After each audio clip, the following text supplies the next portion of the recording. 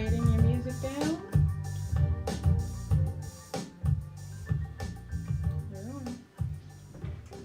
Welcome, ladies and gentlemen. Happy New Year.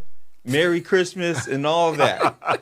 It's been a long time since we've been here, and we just want to say we're so glad to be here in the beginning of 2025. And it's going to be live. So we're going to get into it today because this topic, as we talked about before, and we're going to talk about it today, is something that we hope everyone who's listening plans on doing because it is so vital to any goals, any financial wealth building, or any type of success that you want to have in your life. So before we get into today's topic, we're going to introduce our co-host, Mr. Clinton James. What is that?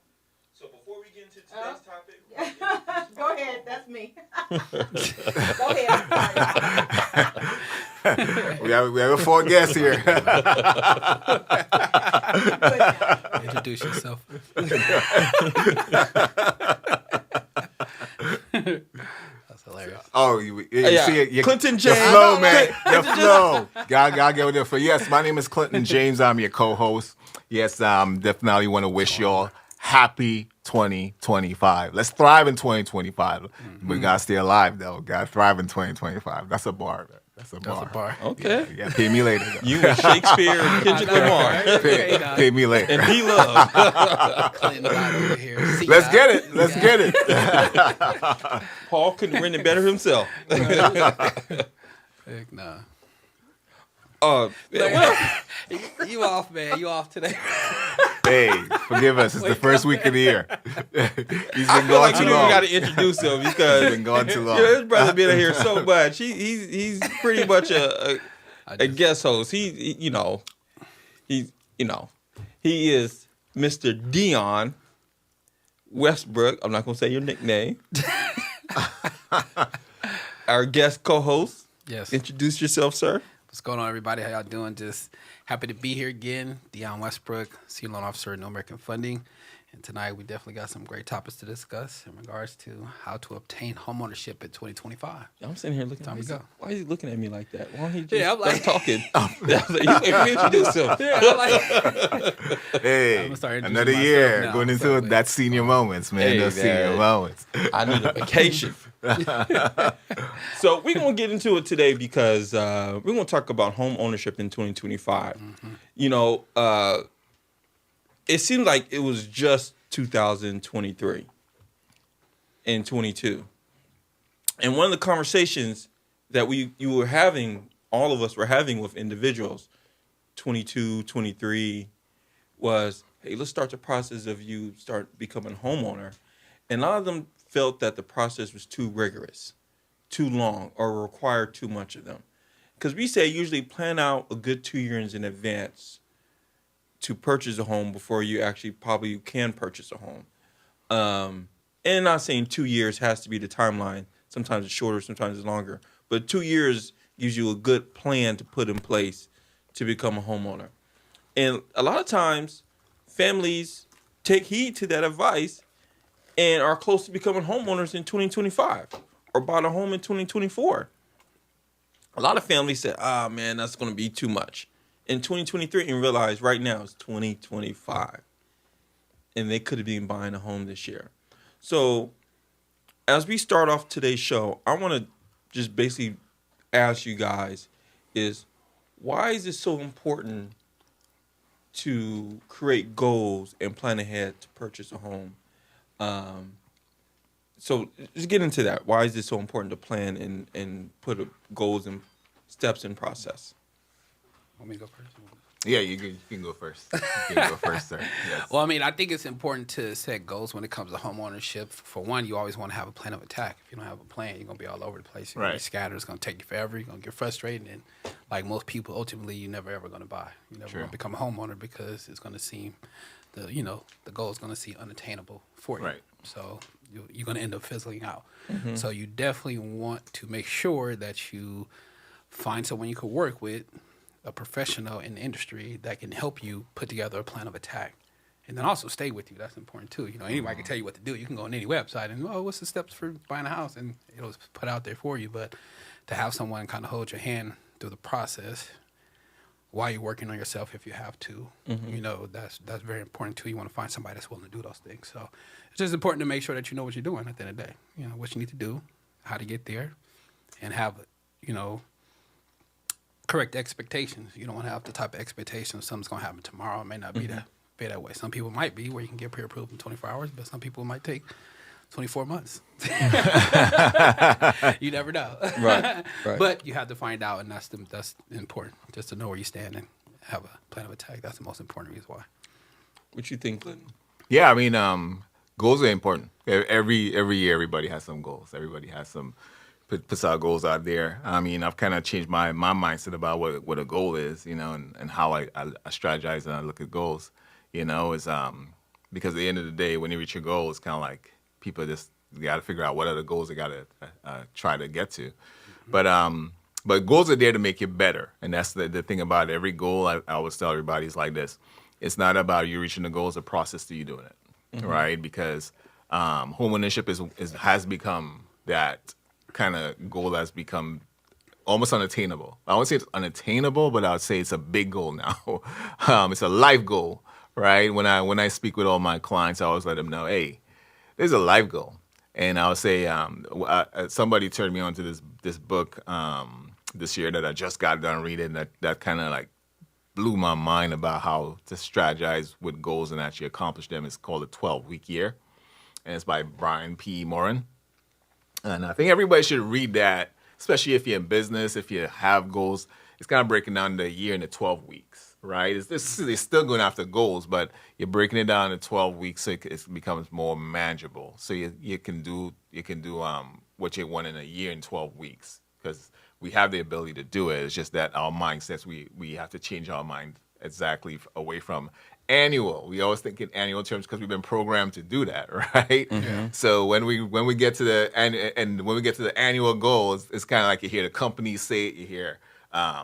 Leaders say it, you hear the government says it, but at the end of the day, that's just a kind of a construct that we live our lives by, right? You can accomplish any goal you want within the time frame that you want, right? But at the same time, too, you can accomplish goals that might be 2, 3, 4 years, way shorter in the shortest time span than you think. So when it comes to homeownership and setting that goal, I've kind of changed my mindset because I tell everybody a vision without a plan is just a pipe dream, right? So, I mean, if you have a vision of being a homeowner and you don't have a plan to get there, right, you're just dreaming. Just remember that. You're dreaming. If you're dreaming about home ownership or you think you have a vision to be in a home or be in a real estate investor, you have to set up a plan.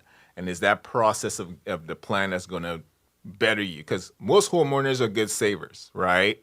And the statistics actually show that, which we'll get into, which is going to be crazy because the statistics are showing that homeowners are going to be able to be the ones who's going to leverage a bad economy if it's coming, right? Because the statistics of homeowners are right now, of homeowners, it's crazy. It's blowing my mind because right now you'll find that the economy is being propped up by people who own. And it is, and we'll get a little bit more into that. But yeah, we just to go back to goals here. Everybody has to have a plan. You know, you have to set up a plan, sit down with somebody, get a plan ready, and let's get it. Let's go after it. You know. So let's start the process about asking what's the first step people should be looking at in 2025 to become a homeowner.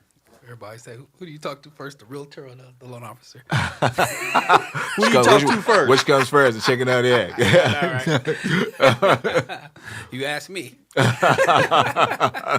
already know what I'm going to say. Definitely. But no, I mean, me personally, I definitely do think that some of the first people you should definitely talk to, I mean, realistically, it could be any of us, whether it's a loan officer, it's a realtor, it's a HUD counseling group, you know, anything along those lines where they can give you some basic information that will get you to a starting point to where you can actually build from there. So, but me personally, I'm a loan officer, so I'm always going to say you can come talk to me because I'm going to be the person that's going to get you the money if you're someone that needs financing. So we'll go through like the pre-approval process. We'll talk about what documents you need. We'll go over your credit. We'll go over what your potential options are. We'll go over if we need to work on something, what steps to take to get you there, whether it be credit related or it be income related, if it be budgeting related, whatever it is, we'll be able to cover those different bases initially. And if you are someone who's able to get pre-approval right away, that's even better. We'll go over your pre-approval. Well, I'm not trying to start a fight between you two. But What's going on? But Dion, explain why the loan officer process is so important for those who want to start the journey of home ownership. Well, I mean, it's important because you need to know where you stand at the end of the day. You don't want to be one of those people, and there's a lot of people out there, unfortunately, on both sides, the real estate side, that allow the clients to do this, but there's also clients that always want to go out and try to look for a property before they have any idea what they qualify for. They think they know they qualify for. They swear they have a 700 credit score. And next thing you know, they got a 500 credit score. You know what I mean? And a lot of times they may not even be that because they don't handle their debts. It could be something that showed up on your credit that you're not aware of. So, there could be things that's happening that you don't know. Someone could have stolen your identity. There's all kinds of different things that we discover once we go over so much credit for with them. So that's why it's important for you to get those first steps out of the way so you can truly know for sure where you stand. So it's important to get your credit run first and foremost. That's always the first thing you want to do. So you can kind of start there. And if that looks good or if there's something where you need to fix, we go over that together. I'm sit down with you and teach you about how credit works first and foremost. Right. How your credit is set up. And then what the credit bureaus are looking for is where even if you don't buy now, you're constantly improving yourself in the future. So if you check my credit, you're going to lower my credit score. I don't want that to happen. Well, put it like this. I always tell people this. Our job in the mortgage industry is to get you the best financing as possible. There's things that are put in place to where technically they say your score can drop like 1 or 2 points. I've never seen it happen. You know what I mean? Our job is to help you get the best financing possible. You don't want the mortgage industry to be the ones who can actually pull your score down. If it's 1 point, that means we can stop you from being able to do a program. So I've literally seen clients who've ran their credit with other loan officers the same day, and the score doesn't drop. Like it's a mortgage industry credit report that puts you in a different bracket. It doesn't fall like it would something, a different industry or something along those lines. So I've never seen it drop, but technically we can't say it won't drop. Trust me, I've never seen it drop in 19 years. So mortgage industry credit report, you're gonna be fine. You might get alert if you have like Credit Karma or something like that, but I tell people that's fine. You can't do anything with that. You never went and bought a car or a house or anything with an app. You're not gonna say Credit Karma say my score is 700. They're gonna be like, yeah, okay, let me get your name, date of birth, and social. Good luck with that. You know what I mean? Right. So you have to go through the proper steps regardless, and it's just something that has to be done anyway. You know what I mean? If you really want to truly know where you stand, you have to have a mortgage industry credit report ran to know what steps you need to take from there. So what would you guys, if you know this exact number or maybe a guesstimation on the percentage of people who buy homes get a loan to buy a home? I mean, percentage of people who get a loan to buy a home? Right. It depends upon where they live. That's definitely a loaded question right there. Yeah. Well, let's say Depends upon where they live. I mean, I'll say I can only speak for California, but I would say let's talk about first-time homeowners then. yeah. Well, Let's talk about them. I would say first-time homeowners based upon income levels, right? In California, I would say a good 99, maybe 99% of them. And even if this is what I would say, even if you have the money to buy a home, don't buy that home with the money you have. Always use someone else's money. That's the smartest financial advice I can give anybody, right? So, I mean, you're always going to, I would say, and that pushes it up, I would say to 100%, unless it's something different. Like commercial, some people will buy it all cash, right? But when you're buying a home to live in and you want to take advantage of the tax advantages that come with you having a mortgage, right? Yeah, you want to actually leverage someone's money. You don't want to, I would never advise a client to pay 100% cash. There's no such thing when you see 100% cash on a statement or like a bank statement, well, not a bank statement, but what they call a loan approval letter, right? Or when you see it in the RPA, that there's somebody fronting the cash. There's always an interest attached to it, right?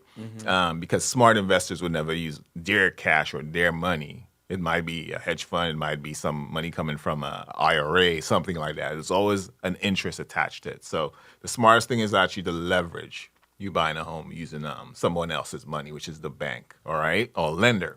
Now, based upon that, it's kind of like Dion mentioned some interesting things. Because, I mean, when we look at the loan officer and the realtor, it's always like people ask who's making the biggest sacrifice for the breakfast plate. Is it the hog or the chicken? You know what I'm saying? The bacon or the eggs? Yes. But you know what I'm saying? But who's giving you the most sacrifice? I'm playing. That's different. That's different. So, but at the same time, too, when we look at what we do as realtors in terms of helping people buy, or real estate professionals, I would say, one of the things that I would say is that, yes, go to the lender first, right? I always send all my clients to the lender. Doesn't matter, right? Even if they're coming in with cash. I said y'all heard that. Right. Even if they come in with cash, right? Because at the end of the day, we don't know your financial situation. Because I always tell people it's like this. Everybody always comes and asks me, how much do I need to put down, or how much do I need to buy a home in California, right? And based upon the average income in California, it's just not feasible for the average person to actually come up with the cash unless they're inheriting that money. So real right? quick, Clinton and Dion, why, if someone has $500,000 in cash to purchase a home, why would you say it's more important to get a loan or get financing to purchase the property instead of just using cash? Like, why is it not ideal to use your own cash? Because it's risk, the risk of it, right? So the risk of actually putting all your money, or it's like putting all your eggs in one basket, as they say. Just remember that cash you already put into an asset, right? So assets carry a measure of risk, so you got to match that risk with it, right? Just keep that in mind. Every asset you buy has a measure of risk with it, right? It's not a sure thing. Like for instance, say in 2009 when it crashed, and I'm not saying that the market's going to crash, but in 2009 when the market crashed, and everybody had cash, not only are your personal finances going to be affected, but your credit and your long-term credit is going to be damaged too, right? So you have no way of getting out of that. And so let me give you a statistic right now in California. That might make a little bit more sense. Why I say that, right, is because right now credit card delinquencies are at a 12-year high, right? What's credit card delinquencies is at a 12-year high, and I'll tell you why that's important. And the same people are now, and they say repossessions on cars is at the highest it's ever been. Right? People are actually giving the cars back. Right? They're like, you know what I'm saying? It's like, oh, come take it. Wait, come real get quick. It. You know what I'm saying? You see that guy return the Subaru? Did you see that? A Subaru. He returned the Subaru back in the Subaru dealership, but he drove it through the dealership. Oh my god. Oh yeah. Like, Yeah. I did not I see saw that one. Yeah. Check it out. See, I mean, I and it's trending like that in 2025. Now, You have a bunch of people doing it. now check this out. Ridiculous. Check this out. So they say mortgage delinquencies are at an all-time low. Right? 40% of homes in America are mortgage-free, the highest in history. 40% of homes in America are mortgage-free. That means all of them are not paying a mortgage. And among the 60% of mortgages, over half of them have an interest below 4%. Right? So what that's telling me is this. It's renters who are delinquent right now. Homeowners, they're good. Right? So That's true. So one of the things that why I say it's always better to leverage is because what you're doing is spreading out your payments over a longer term. Right? And because of something called the phenomenon called compound interest, your principal goes down, just keep in mind you're paying the same, you're making the same, your income might increase. That means you have extra money to put aside for savings. You see, renters don't have that. Right? So that's why I always say leverage that money. You know what I'm saying? Leverage it. When you own a home, don't put all that money in one asset. Right? Because in a bad economy, it can shift where homeowners are now on the other, just like renters. So and why I say that, and why I'll say this too, it's important for us to understand this data. is because home equities at household equities at an all-time high. So right now you're seeing homeowners are the ones who are propping up this economy right now. So if you're a renter and you're paying enough to make a mortgage, and you're thinking, you want to look at the TV and be like, the economy's going to crash, this and that. Let's keep in mind, if the economy crashes, homeowners are safe. It's not like it's going to be 2009. Mm-hmm. You need to get into a home. You need to start thinking about getting into a house, buying real estate, because that's what's going to help prop up the economy. That's what's going to save. Because, I mean, if the banks are not foreclosing and they can't find the foreclosures, they have to actually make money. So they're going to go hard on those delinquencies, which is the credit card delinquencies. All right? So that's what I'm saying. I mean, so basically that's kind of how I say always leverage other people's money. You know? What you say to that? OPM. OPM. Repeat the question again. I'm like, let me hear such a question. You said, what was the importance of using other people's money? Well, if someone has the ability to buy a house cash, yeah, why is it? And we're using examples like a first-time home buyer. Let's just say they just come into a bunch of money.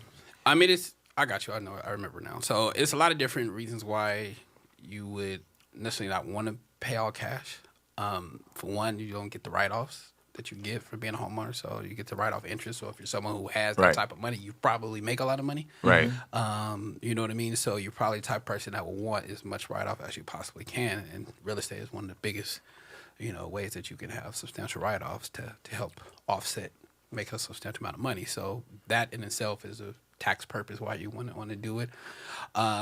And also, I mean, you could potentially use it to buy other investments. I always tell people all the time, I see so many people come and they want to put $800,000 down on one house. I'm like, you could probably go buy a couple different properties. Like, let me show you how you can use this wisely instead of put all in this one house, especially if you make a lot of money and it's like you're just putting it down just to put it down.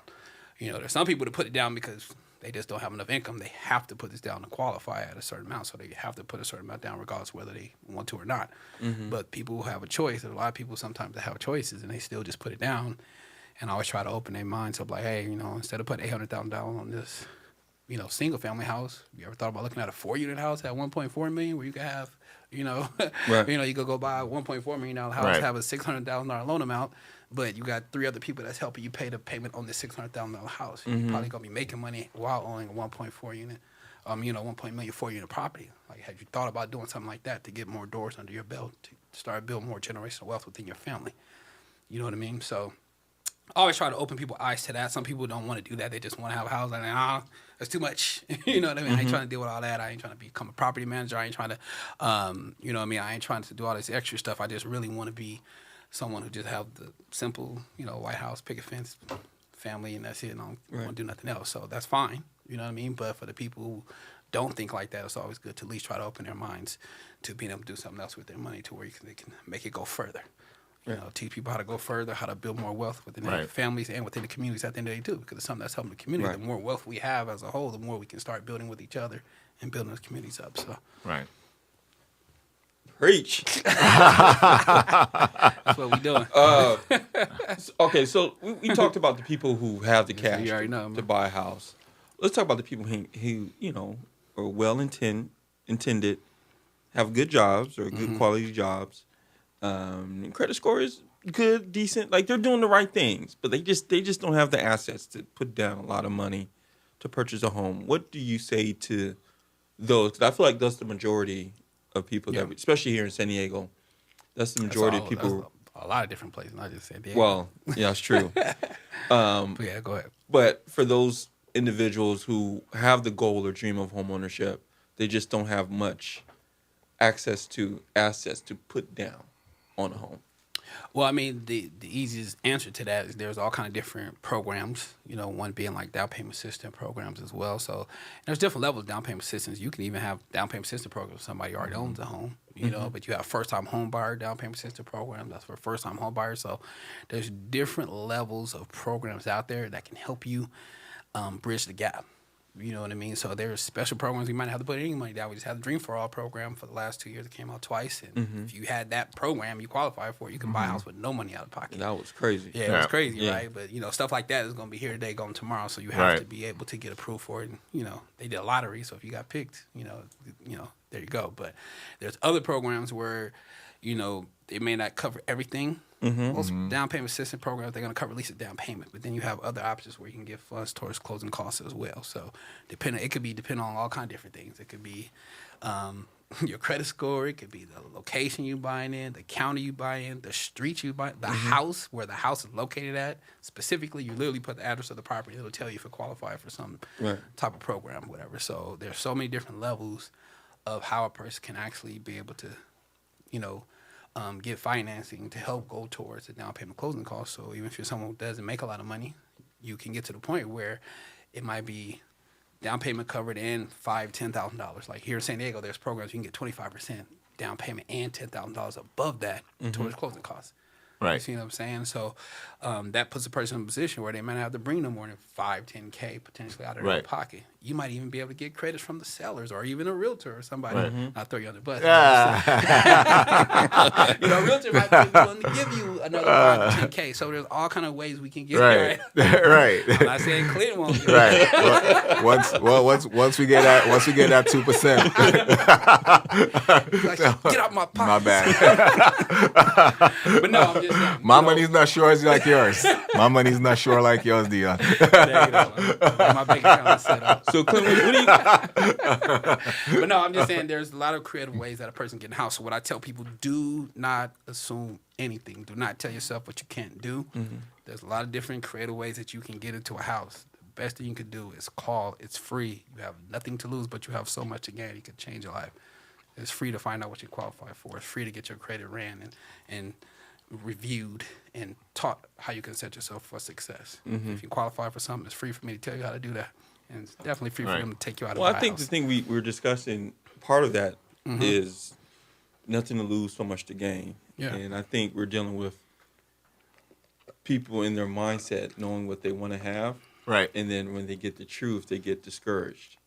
Right. So you do open houses. You both do open houses. And you have someone come in and, they see this nice home. And it's like, man, I have a dream of wanting to buy this home. And then you kind of talk numbers with them. Let's say you're there, you talk numbers with them, and kind of find out they don't have the money to purchase that. How do you keep that person encouraged to still set the goal of buying a home, although it's not what they ideally want at the very beginning? Right. I mean, what they say there's two ways we create something in life, and it's two ways that starts, one in our head and one in our actions, right?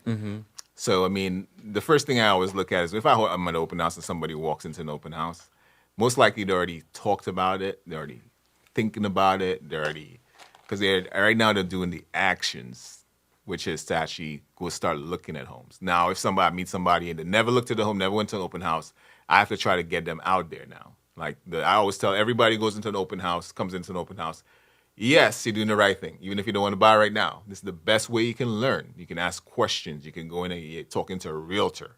You're talking to a mortgage agent on the spot. These are the things. If you have questions about home ownership, it doesn't mean that you have to buy the home. It's not, you're not walking into Nordstrom, right? You're walking and you're buying a home, right? So the first, so you gotta get the information. It's a lot of money you're gonna be spending, and it's no return policy, right? So you gotta get the information because you're making one of the most expensive or the most biggest investments ever you might make in your life. So at the end of the day, yes, these are natural things. Now, what I always say is the come to Jesus moment comes after. Right, where they really start understanding the truth of it, right? And this is where you have to be coach. Yeah, I mean, for me, I always look at people who are coachable, right? But I also have to be able to teach and build rapport at the same time, because at the end of the day, they might say, "Hey, I want this home," and I'm like, "Yeah, you can get it.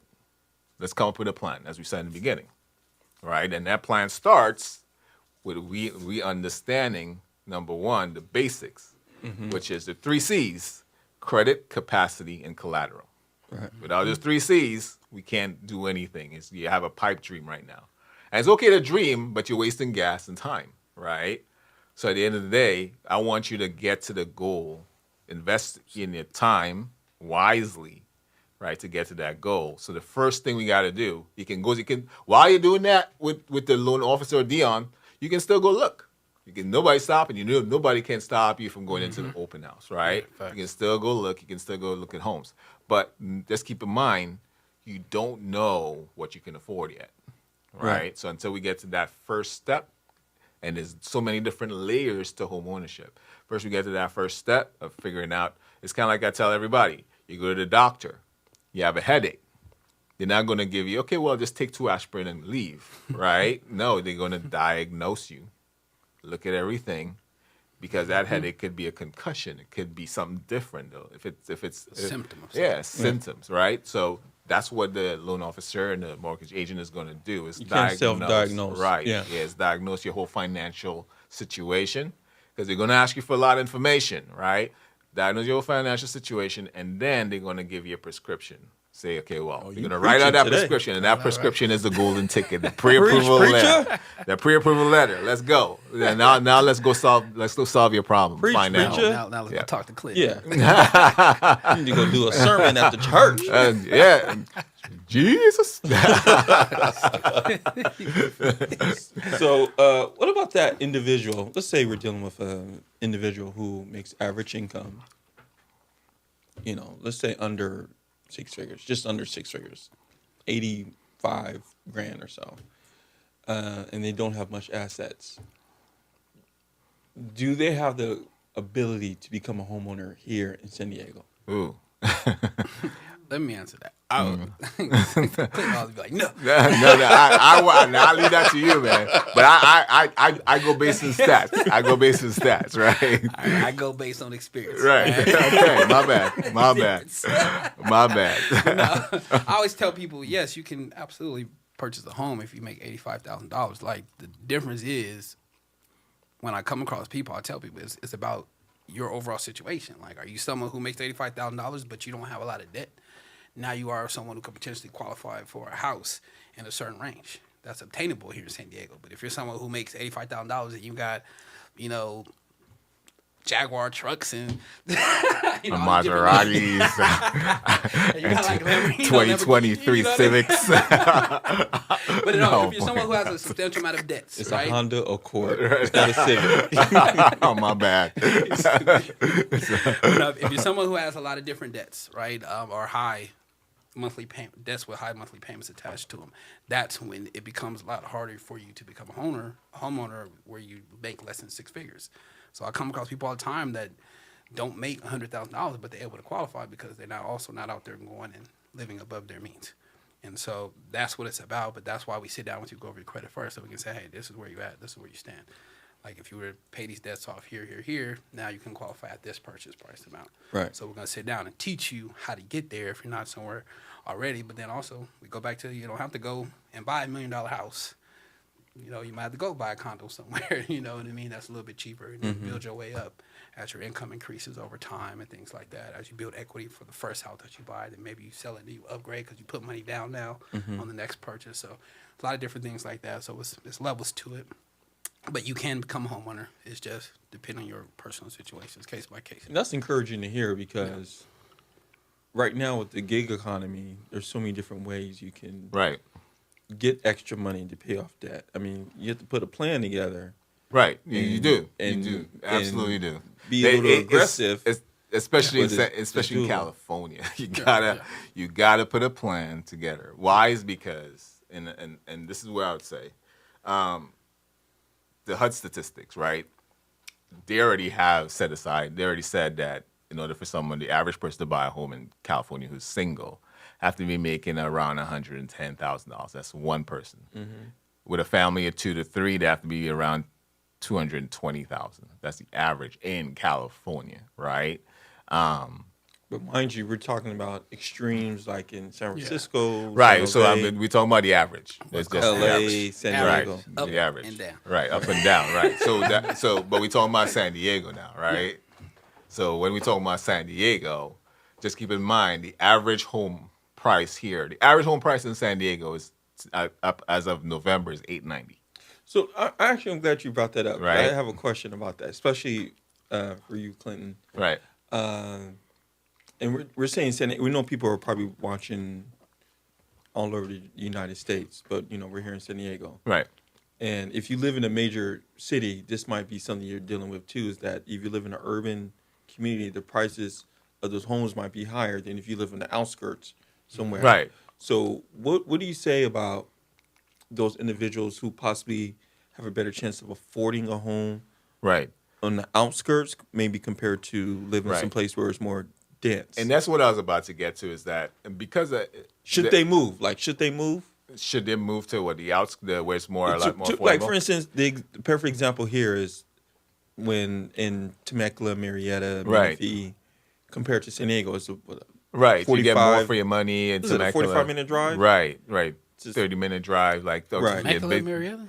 Yeah. from San Temecula. Diego to Yeah, about 30 minutes. I'd say about an hour? Yeah. Yeah, that's about an hour. Okay. It depends. But it depends. there was a time, Yeah. and it's still to a certain extent now, but there was a time where there was a big difference in the house costs. Yeah, Right. So it's catching up now. it's catching up, yeah. Because people are migrating. now- It's a bigger. Now, what I'll Demand. say with this is that. But is it worth it? Should they consider? Well, I'll doing be honest. something I'll like say that? this: owning in real estate is always worth it. It's never going to be something you're going to regret 5 years. As I said, right now the statistics it doesn't. We're looking at I'm not going to get granular with it because right now the statistics show that all homeowners, didn't matter when they buy, where they bought, right now they're the ones who are actually benefiting in this economy. So anywhere you buy real estate, it's a good place to buy, right? So let's start there, right? So I would say this, all right? If you are qualified to buy real estate, just figure out number one, how far, because the bank is not going to loan you money if your work is in LA and you're buying in Chula Vista. That's Right. one of the criteria. That's one of the conditions they're going to look at and Right. scrutinize. Number one, so it's not a real. Like, how is that feasible? Right? How's Yeah. that feasible? Or if you're buying in Arizona and you work in, unless it's a second property Well, or an I'm saying investment that property. could No, come but with some you can do it caveats. as long as your job is remote 100%. Right. You work from Yeah, home. right. then you can- So, you so can make all, that but all I'm happen. trying to say is the bank is going to scrutinize those things, right? Right. It's not they're not going to just Yeah. loan you money or they're not going to buy. So it's the same thing. We are going to look at that. We're going to sit down and look at that and say, hey, you qualify for this amount, and this is where this amount gives you what you're looking for. So if you're looking for a 4-bedroom home, and this is how much you qualify for, this is where in these areas here, because we can break it down using RPR, right? We can break it down based upon the areas that you're in San Diego that are this price range, right? If you want to and then this is where you have to decide. If you want to purchase, right, are you going to be able to live in these areas here and still be able to function and do what you need to do? Or do you have to tweak it where you can actually get more money or increase your loan limit, right? Or the amount of loan you can qualify for. These are things, everything is not set in stone. It's flexible, right? In this business, it's very flexible. It's just your mindset now. That's where the biggest issue comes in, right? Okay. Is because everybody, when they're buying stuff, when it comes to spending money, they compare to others, right? Not themselves. They're not focusing on what is best for them. Mm-hmm. Right? They're focusing on what is best for them that everybody else is doing, right? Yeah. So I would say, number one, my goal is to get you in that space where you can focus, number one, on you and what is best for you and your family and your future. You guys want to answer those questions? Yeah. Thank you, Dr. T, for asking those questions. So we have some questions here in the chat that we're going to answer. So I see what you said. I can answer the question about what are some of the biggest fears, but also like a house that needs too many upgrades. So I'll kind of jump to that one first. So there are actually programs called renovation loans that you can utilize when buying a house. And so you actually may want to be someone who looks for those type of properties. You might be able to get a house much cheaper than you would buying it, in great, pristine, the condition of the property, right? So there's programs where you can actually buy a house, build it up. You can break it all the way down to the foundation. You can't touch the foundation, but you can break it all the way down the foundation and bring it up and make it your dream home. You could even add units potentially, depending on situation. So something like that shouldn't be a fear. You want to lead into that. So if you're in a neighborhood where you see a lot of distressed properties, you might want to figure out who owns it and like, hey, let me see what I can do. I might come up. You know what I mean? It might be a come up for them. You know what I mean? So and then you could do it for VA loans as well. 100% financing, so you could do it with the VA loans. Then you could do it with the FHA. They still may only have to put 3.5% down. Conventional, it could be a little 3 to 5% down as well too. So it's not like you have to put a substantial amount of money down to take advantage of these programs. And the good thing about it is the value of the property will be based off the after repair value of the property. So you can buy a house for $200,000, $300,000, and if you can build it up, it might be worth $500,000, $600,000 after you buy it. And you can potentially turn it into a rental property where you can start getting renters that can come in and help subsidize the payments for you on a monthly basis. So these are type of creative ways. I try to teach people program, how to help themselves become homeowners. Go ahead. The loan program you're talking about for the upgrades purchases the property and gives you money to fix the property. Right. So by the time you move in, you're not moving into a dilapidated. I didn't even say that right, but y'all know what I mean. A fixer-upper. I'm trying to be serious here. A fixer-upper. We don't use those we know words. what you meant. We don't use those words. Right, Don King over here. Trying to go Don King on us. Right. I'll answer the question that says, what are the new homeowners' biggest fears? And I would say is, number one, the biggest fear is whether they're going to be able to afford it. Right, that's the biggest fear, hands down, and that's where I always tell every homeowner is like this: when you're gearing up to buy a home, you're gonna start building new habits because number one, you're gonna start saving, you're gonna start watching your money, you're gonna start actually trying to see how looking at every penny. That doesn't change when you become a homeowner; it just continues because now, and then they invested because. Your mindset shifts. It's kind of like this. When most homeowners who I always tell them when I ask most of my homeowners like, what was the biggest thing that you encountered while trying to? They say it's not that I didn't believe that I can become a homeowner. I didn't believe that I deserve to be one. Right? It's because number one, you're moving your mindset from being a renter to being a homeowner. Right? And now it's going to. It's not you're not understand. It's not you're not accustomed paying for a place to live. Now you're thinking about, oh, what if the roof caves in? It's my responsibility. What if this happens? It's my responsibility. You know what I'm saying? Now everything taxes because the biggest I always encounter this when that CD comes and you encounter it too.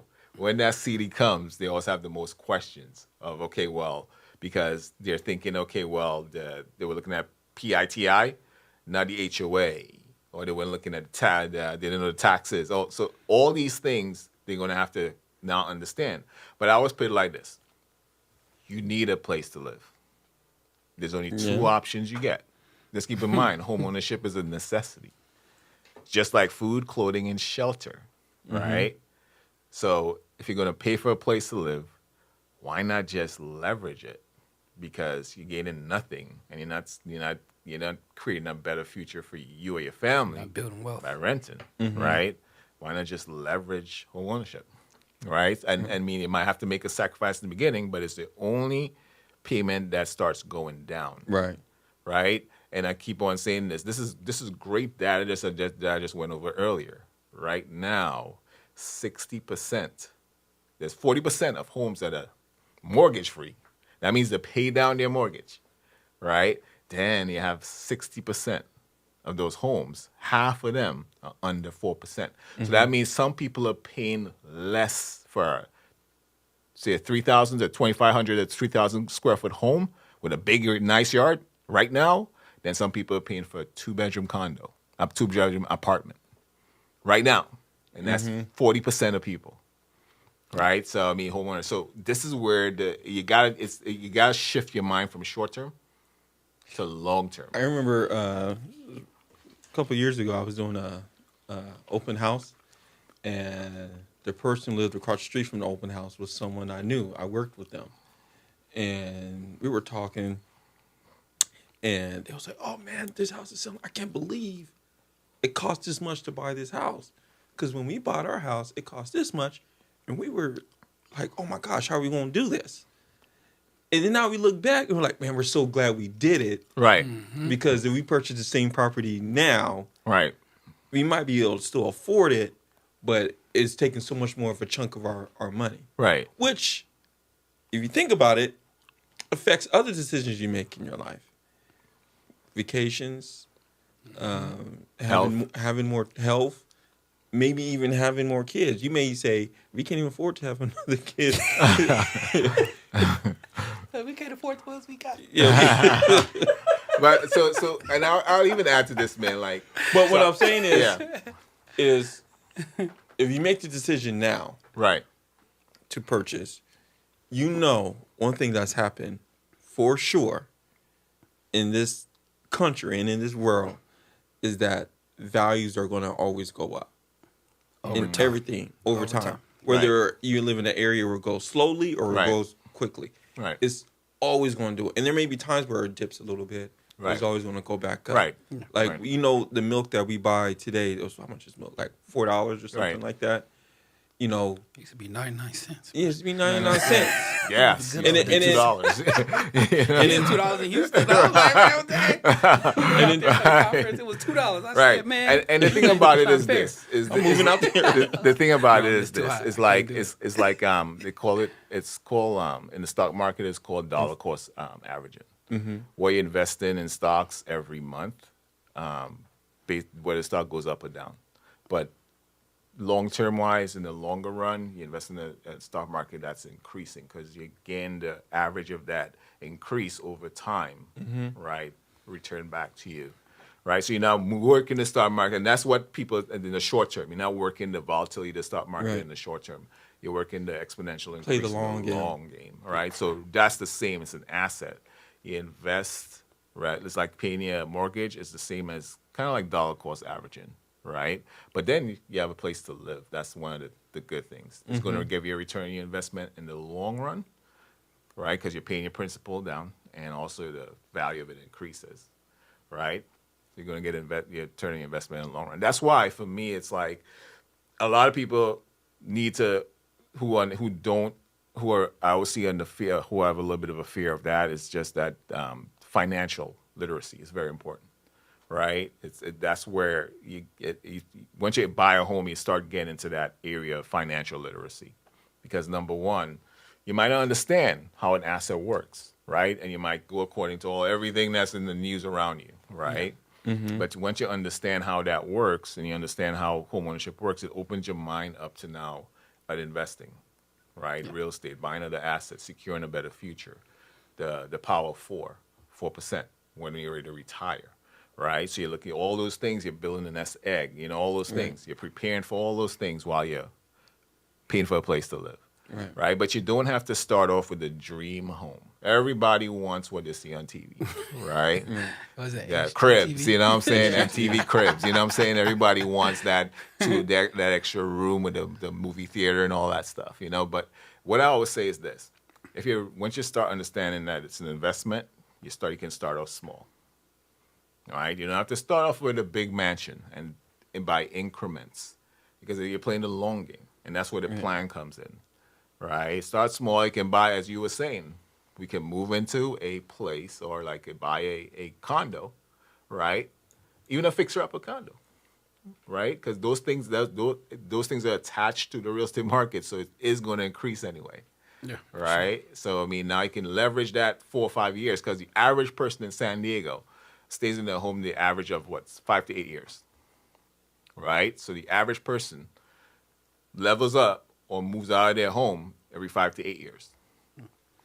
I wanted to kind of touch on some of the different fears from a different perspective. So honestly, some of the biggest fears that homeowners have is the first step, picking up the phone. Right. You'd be surprised at how terrifying that is for somebody to either pick up the phone, come meet you in person, or wherever the case may be. Right. So that's one of the biggest fears that and a lot of people in our community have is just taking the first step because they have all these different ideals of how they're never going to be able to qualify. They, you know, the other fears that go along with not the reason why they don't pick up the phone is like, oh, my credit is not that good or whatever. There's programs for what do you say? There's a program for that. I don't have down payment. You know, I gotta have 20% down. It's a program for that. There's a program right? there for that. I have student loans. It's a program for that. You know what I mean? There's all kind of different things or you know, I write off all my income. It's a program for that. Like, do not tell yourself what you can't do. Let me be the one to tell you what you can't do. And I'm never going to tell you what you can't do. I'm going to say we can't do it today, but here's what we can do to do it tomorrow. You know what I mean? So that's how I work with people. It's not what you can't do, what we can't do today. But guess what? Tomorrow, that's what we're going to do. Right. I got you. We're going to do it tomorrow. Right? So those are like some of the biggest fears that we have. Then another one, which is a crazy one, is the pride situation. Well, I don't want people in my business. You know, they're going to be talking about me. We don't care about your business. We've been doing it for a long time. There's too many people that we have to balance before we care about. Okay, you know what I'm saying? Like we really not about to be telling people your personal business. We don't get anything by learning about what you got going on. You know what I mean? So we're not gonna be looking through your bank statements. We'll comb over and make sure stuff we need for loan purposes are, you know, there's nothing there. But then now I promise we're not gonna be sitting there trying to study what you spend money on every day. I've never done that in 19 years. We want to see you win. Exactly. That's the goal. You know what I mean? So win. So I tell people, put your pride to the side.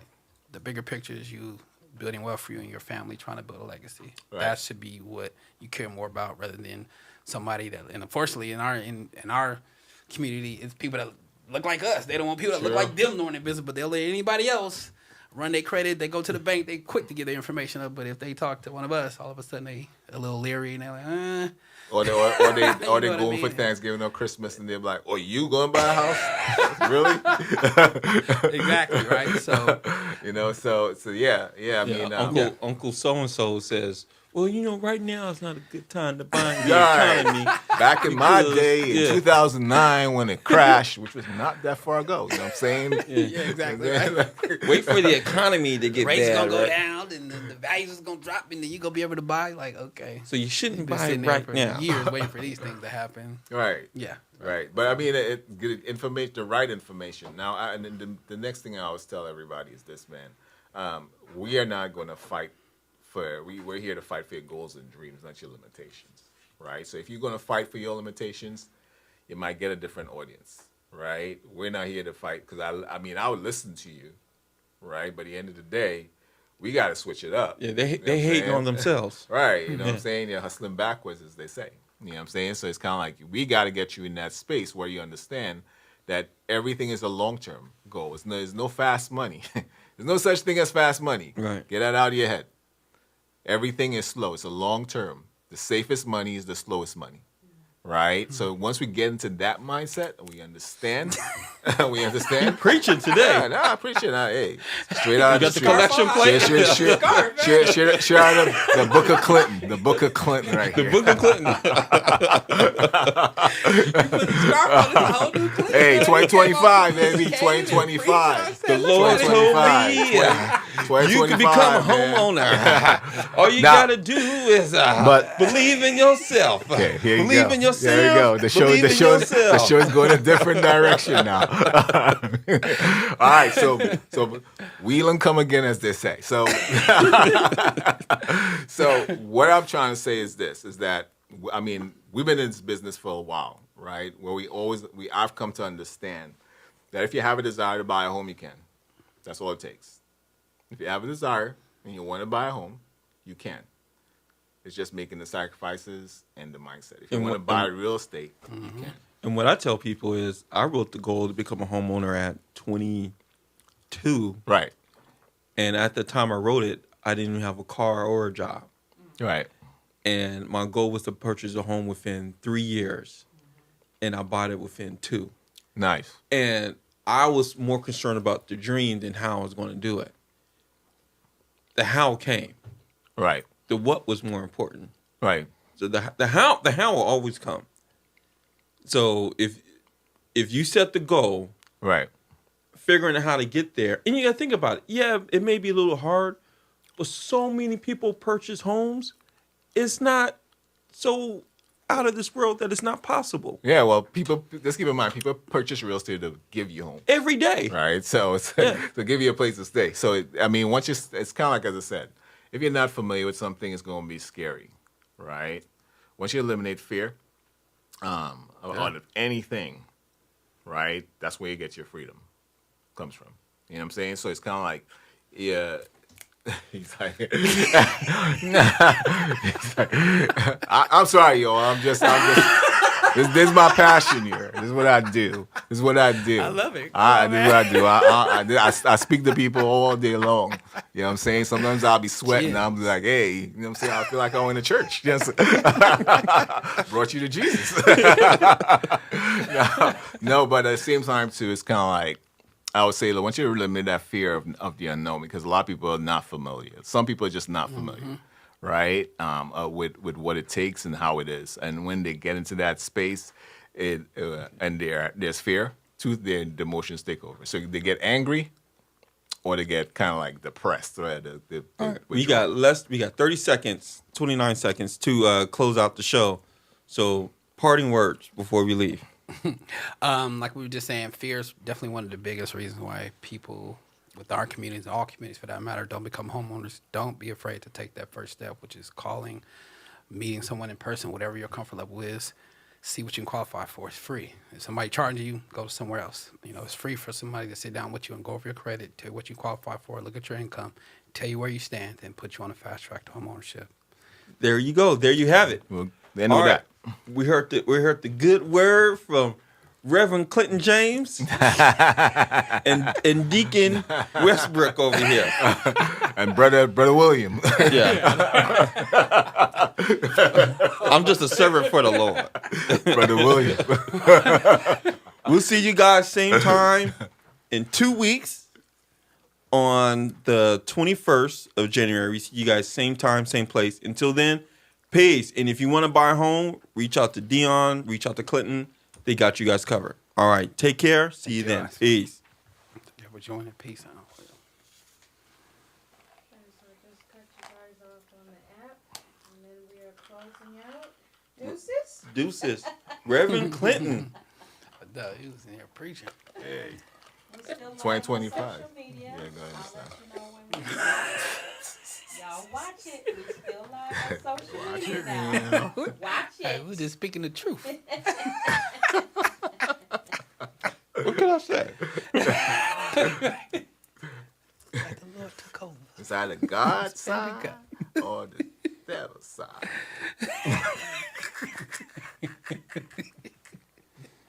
We have gathered here today. Y'all tripping. Wait. It's a little bit slow logging out. So y'all are still live. You're still live. It has not logged out yet. I'm listening to it. I'm watching it on social media myself. She's like, can we cut this I'm out? still live. That's what I'm saying. Thank y'all. It's taking a Hope y'all while. enjoyed the show. Amen. I don't know why it's taking so long. Jesus, come on now. Come on.